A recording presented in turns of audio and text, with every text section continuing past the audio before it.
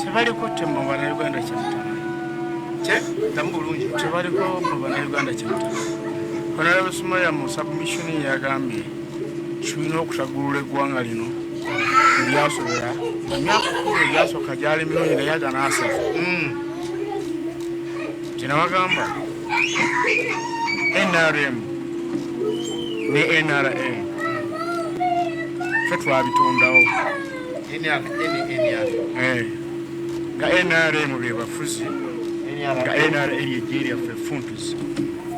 muduumizi waali bamuyitanga Kaggwa weddeko n'okutuusa kati omulambo gw'omusajja oyo baguganyirawo mu nsi emirambo gy'abalwanyi abaafa bamaakinganga webiri najjaddeyo wabuwaati bagugaanira NRA era yali omuduumizi waaliwo okumuteko yali Kaggwa. NRA newamba NRA ennaku zaalinga 23 January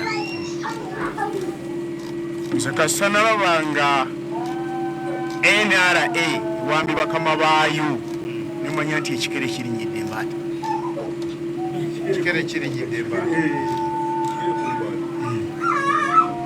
era nze awo wenakoma awo wendakoma n'abantu abo kino kyemulaba kimuyita okulya enguzi kwe kunyaga kw'abalwanyi looting kuno si kulya nguzi eno looting nze ekimanyi kikitegeeza taluwedde tulina okunyagulula buli kimu. Sekamate mulimu ebintu byemukola mu ggwanga neneebuuza Sekamate ebintu bino mubikolanga bannansi oba mubikolanga ababikola mu ggwanga eggwira?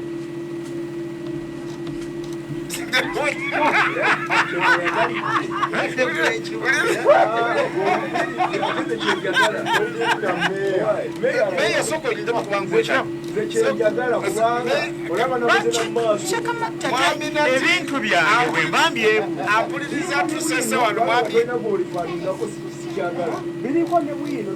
sokoleke abantu bajja kwebuuza tusese ki Kayira yayogera ebyobusiru nedda mwami Natigo asituse nanga kamvire Kayira ono kati kyekituseseza mwami Natigo linda kunkwera ekibuuzo kino ekindi mu mutima ku mulembe gwammwe guno nkirinako emirandira twajja okubinja kw'abantu bangi era tweyogerako nga bwe tulwanye mu nsiko netuwangula tetugamba tununudde bannayuganda ensi eteredde ekibinja ekyajja tugenda okulaba mu myaka ejaddirirawo nga mufubutuseemu omuntu nze bannanze siri munnayuganda ndi mu Kongo adduse agenze kufuga Kongo naye nga twali naye nga era atugamba munnayuganda batununudde bannayuganda bannaabwe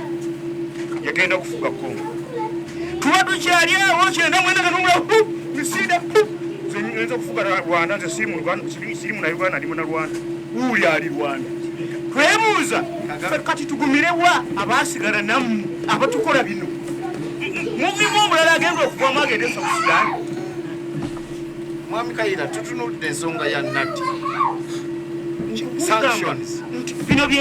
ekireese Natti byebikolobero ba Sekamate bakola ebikolobero ba Sekamate bakola n'okwatya muntu n'ositula emisana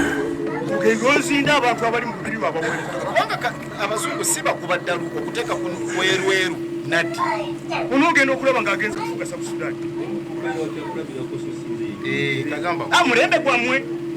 agamba ng'omulembe gwammwe anti ali kupateeta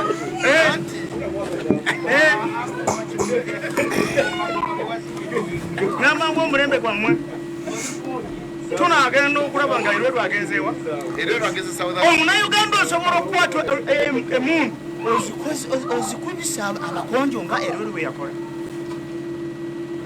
era ne tumugamba kunaga sirina munakwejjusa konna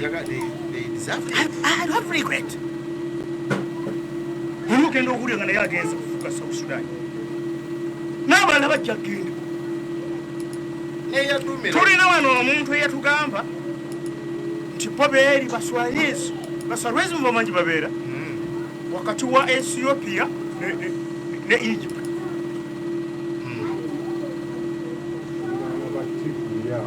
Ha mwawuli olusalo olwo baali bagenda okulwana bekute ku Ethiopia. Ono n'ovaawo omuntu agamba nti abo biwaffe ddala tugenda kubawagira nti abo beewa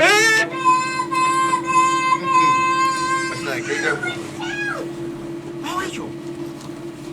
mukinzi weebuuza ebibuuzo naye nga mpulira enyiike.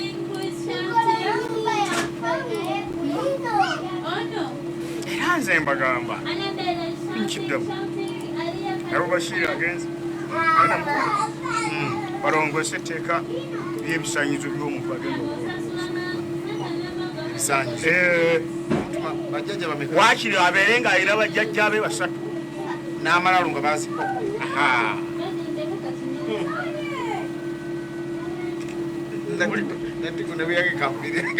kubanga bino bwe tutuuse omuntu afuutukawo n'agenda atugamba ate nze pulezidenti w'e Rwanda abadde yeeyita omunayuganda afuutusa no pyo agenze kufuga fungu abadde yeeyita omunayuganda mukiraba tekirimu ensa webale nnyo balyeddala mwabikayira kankwerekereze kanyane mujja kuneerekereza kwerekereza nga omuntu akwerekereza sanctions zino ekisemberayo ddala nti waliwo omuntu agambye nti sanctions zino tuyinza okuzira naye nga waliwo azinyiga ku remote balwakiro waliwo azinyiga remote.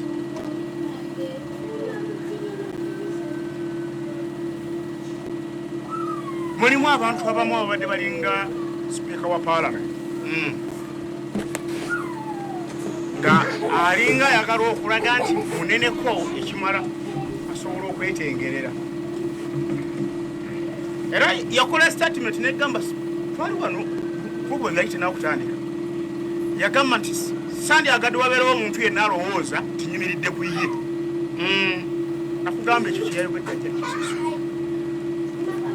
webale nnyo webale ddala mwami Kiddu kwatuuza mwami Kiddu ng'ojja njagala kuwaayo obuntu bubiri akisooka ofunze nnyo tumalirize naye kisooka sipiika wa palamenti ono yayitako ababaka bayitirivu nga bayitidde muhoozi e Bukeediya kulu ojjukira 300 ng'ayingira enju n'addayo n'ayita pulezidenti ng'aggulawo eddwaliro n'addayo n'agamba nti ye ekifo kyalimu gaali maanyige bwe baali bakubaganya ebirowoozo ku linnya lye okujja ku bwa sipiika Anita Among kusina ku mawulire ge tulina ag'omunda yabuuza pulezidenti kiki kye sikukoledde ky'oyagala kati buli kintu nkikoze n'olwekyo kyekiseera nfuuke sipiika wa palamenti. Bino Museveni ozabi gw'omanyi obulungi gwe Kiddu ntera nnyo okuwa ekyokulabirako abantu abamanyi Museveni. Omuntu gwe nzikiriza nti ddala yamutegeera Ekiwanuka Sekandi oyo yamutegeera olinako ojjukira wonna wona we yakiikirira pulezidenti n'ava ku bbaluwa gye yamuwadde n'ayongerako ekigambo ekirala yasomanga bbaluwa yasomanga bbaluwa ekyokugamba mu maaso ge nti nze neetuusa wano ku bwa sipiika ebyo tibiriyo ewuwe ewa Museveni kyoyagala okugamba bino byebisoose anti Bashir ebyabasaamu kuteesa bambabazi baani bona bamuhezi baani byonna tewabiwulira kino kinene nnyo naye byonna tujja bigoberera. Nja kukkaanya n'omuntu agamba nti palamenti kyo kizibu kyamaanyi ku ggwanga lino ate n'ababaka bwe bawulira bakubaganya ebirowoozo naye onya ku nsonga eno NRM erimu babaka 307 abali direct bonenya Nuupu etaweza na babaka 6 kiterabika mu petition nga ne NRM ina abasuka 307 sekikubo yagambe baddukire Tanzania. Ekyokubiri bw'otunuulira commission bwemba mbadde ngoberera bulungi mu bunene bwayo bwonna parliamentary commission etulako aba Nuupu abo parliamentary commission commissioner ne leader of opposition abasigadde bonna PNRM era kyoba nti n'omunyago yebane leader of opposition kati yani manya ani jawole senyonyi era kyoba nti n'omunyago bali basatu n'ekitrading nga yempuuga bw'olya omubaka n'akugamba kale tunuulira opposition bali luddawa mwe muli bameka kuba ne kuba biba n'abana basatu PNRM naye nakugambye ekizibu mwami Kiddu ba kintu kino nakisomesa abantu paka ddi buli mutuufu 100 abantu okujja nga baganya okuddamu okulunda NRM bijja kubeera bwe nakugambye kiki ekyaleetedde ANC eyagobaganya obufuzi bw'amataale enguzi bula ly'emirimu n'ebyenfuna ebyadobonkana waliwo enjawulo n'ebya Uganda kikyo waliwo enjawulo kakati mwami Kiddu kubanga otunuulira abantu bakusobera nze mbeera n'abantu mu byalo eyo nkozesa n'abakozi mu nnimiro nolaba omwana w'omuntu nga bambi ekyana kisiibira minyera gy'ekikomba nogenda okulaba ngaera akyayayanira okulonda ow'enyale ate nkya nagamagala nyamba banaye ababaka tetubalaba ababaka baatubulako kati naku zino ate nyina benvuma oli buli lwankubira magala gwabeeranga nabo okulwera nga nnyoko genda ewaabo banoonyeyo obuzibu buli bumu ombuulira nze nti NRM erina enkola gye yakola okukuumira abantu mu lunabudi kye tuyita total poverty nakugamba nti Joseph Stalin ng'akyakulembera Soviet Union yagamba ng'atudde n'olukiiko olw'oku ntikko ku round table nabagamba mwe timumanyi we bafuga abantu kambalage n'akwata enkoko ye n'ayimirira n'akongola ne biggwako nga yonna etonya omusaayi n'alyoka akwata omunwe gwa kasooli ng'agenda akongola bwekola ki era nze kati omuntu yenna addamu okuba ku ssimu yange ng'ombuuza bakulembeze nja kuvuma omuntu bigambo ebyo n'omutunuulira ne wayita ebbanga najja akaseera katono n'akunyonyera ati n'ogamba nti ye mutuufu kubanga omuntu okiraba epointi yange ogitegedde bulungi nnyo nze sirimirira nti abantu tebabalonda siri ku muntu nze ndi ku pate NRM abantu ne mubateeka mu buyinza nga babamatiza bulungi ate newayita akaseera ndo ng'okuyomba ate omuntu y'omu n'akomawo ng'ebula week says awo otiruddemu n'omululu gw'omujje gankuddemu ki ebinyeebwa biri bajja bakongola okiraba nti abantu baffe bwe bataazibuke oli naakugamba nti abo bafuzi b'amatwale be babagambye mugende mu bbe nakubuuza abafuzi bebagamba ebintu by'abantu abafuzi b'amatwale abo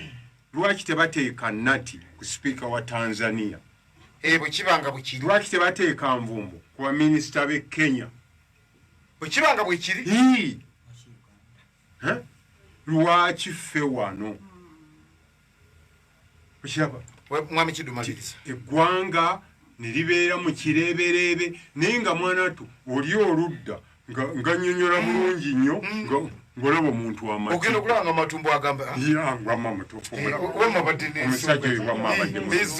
abadde bagamba bwe bati ne bwe bati abadde mutuufu kakati ngo va kubajega Haji Ibrahimu nkutumidde nakawa sibula kyema sibula abatuwuliriza mwenna bannayuganda mwebale nnyo kutuwuliriza bannakasambya mwenna abantu sa no bafaira kafire Mr. Bakomyeyo owe atuchi singa wakiri oba mwina kyemukoze ne mukikola mu Uganda wano ne mutafulumya bweru mbalukira kati yali badde bako ebyo nze njagala seka matumuzalo goguyina ese butata mukwana gwe gamba ati bane prime minister Nabbanja komya amabati ge watwa kyogere muzira nze ngambye bannayuganda bannayuganda buli omu amanyi nti yejala ate enyingiza yaffe entono tukyuse mu lifestyle kankugondezeemu gamba Matiya Kasaija olulirwana waffe z'amabaati ekisombwawa bannayuganda buli amanyi nti yeyisa mu mbeera enkyamu gezaako weyise bulungi maliriza nga nkwebaza nompa omuziyogera naawe ate nompa obudde kuba neyuli sayogerako era n'otumira abantu ne baga nti Samu yagambye wagenze kuziika naye olwaleero nzize bukyali ngenze namwandala muzifoola bawakibiina webalika naye tebengenda gikujja kunjwa NUP tekisoboka Samu gyali naawe tugenda kwekubirawo ne Samu Sakamate mumuleke musajja wange tugenda kwekubirawo ne Samu oyo muganda ntebe ngitwala oyo NUP Kasambya nkubira akasimu tandike nze akadingidi wano kale webale nyo bagende mu Mikairo maze okusimula mwami Natigo simula nga nsibula ngambye enyegeza bampadde message Kagwa yawandika Kagwa Benoni yayina register yaffe atera kuba chairperson C1 agenda kubeerawo waliwo mpeeza ka message okuveeka kumiro nga prime minister mukyalo bina nabanja ayiganya abawandiika munkoleko obuyino bulungi nnyo tumusimbe mu mbuga z'amateeka bekibanga bekitobe kiri ffe tetugenda kuyomba naye yadukulwana naye munkolere buyino bulungi nnyo mulina obusimu bwa smart mumukwate ebifaananyi mumukwate video tumutwale mu mbuga z'amateeka teyiwa ntwaliwo eggulu w'amateeka teri agenda okutisatisa NUP mwami Natigo simula abatakoze bulungi bo natiba banyweze fe tuli beteefuteefu ate okutwala mu maaso eggwanga lino n'ekibuga kyaffe nze Natigo Geoffrey entebe y'obwa meeya mu Bende municipality ngyetaagira ddala era saagala mubeere mukubuusabuusa saba owulirize bulungi saagala mubeere mukubuusabuusa nti Natigo entebe ngyetaaga ndeke mbagobere bino ebikampuni bino ebisolooza ensimbi ezitali mu mateeka waliwo ebikampuni bye wano bihomukiriini basolooza n'ekiro sente nju ku nju oba wasuze enjala oba tolidde ez'akasasiro zireete ojja kubitereeza kati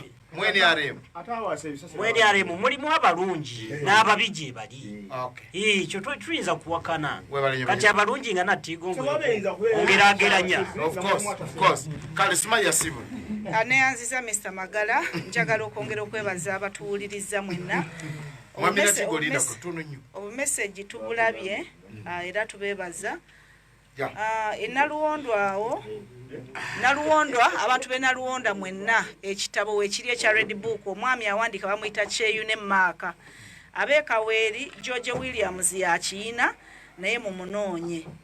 ab'Ekyanyina nammwe bwekiri awo Kasumba akirina mwebale nnyo okutuwuliriza Mr. Magala nga mmaliriza njagalako na ku buntu buno wadde nti oluusi tetuweebwa mukisa kwejja mu misumaali gyaba tufumise kati omukisa ngufunye result si zino bino ebivudde mu parliament mu kuteesa kwa plenary parliament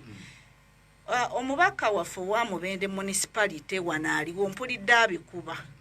naye we yali avuganya Honorable Tone ate bye yakozesanga okuvumirira Honorable Tone ne kati olwaleero tebikyakola makulu byakolanga luli ng'avumirirani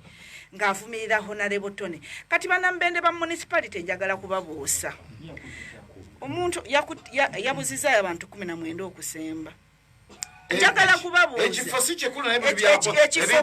ekifo agambye ekifo si kikulu naye ebintu byakoze mmwe bannamubende aba municipality mmwe mwennyini mubinoonye mulabo baweebiri obudde bw'akalulu kubanga yatugambye agenda kukola mwaka ogumu ogusembayo era kati atandise okukasuka ebinyeebwa bino mwami Kiddu byabadde ayogerako empeke z'akasooli naye ng'emyaka ena tubadde tetumulaba naffe ebinyeebwa biguddeko ewaffe tubiridde mu kisojo naye musigale nga muli babuufu agenda kubasiba akatambaala abalage nti ffe ababadde bavunaana ye ebbanga lino lyonna ffe bakyamu saawa zino agenda kutufuŋŋana olw'okuba nti alina ebigambo bingi naye ebigambo bye mubiwuliridde kati emyaka 10 n'omusobyo tebivuddeemu mulamwa mbasaba musigale nga muli babuufu byaleeta temubigaana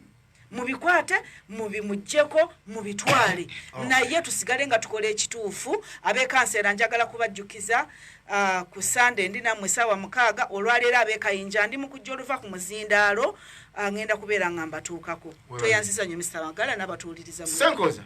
sibula bwana Saamu nga bw'ozoolajana ekikono amasannyalaze gaagaana abatuuze b'e Kasambya oli ku Lwentaaba bagenda gamba bantumye kugamba omubaka lwakuba avuddeyo naye nkakasa awuliza yayeeyama mu nnaku ntono nnyo kubanga gazze ne musawo Ndagira Josephine okuva ebakijjulula mpereza akameseji wano nkutumiddeko nti amasannyalaze balirwana b'omubaka tebagakola ki tebagalaba so nsaba okukubiriza bannamubende municipality muli bantu ba kibuga